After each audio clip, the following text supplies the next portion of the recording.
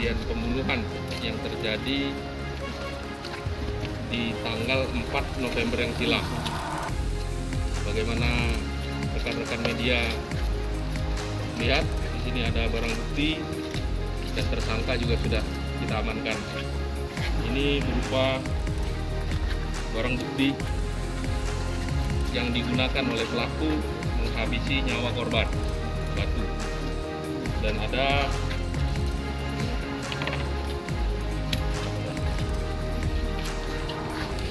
barang bukti lainnya.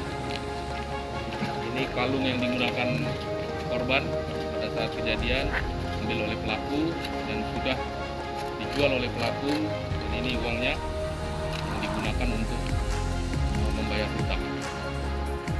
Pelaku kita terapkan pasal berlapis 340 junto 338 dan atau pasal 365, di mana 340 pelaku terancam hukuman mati.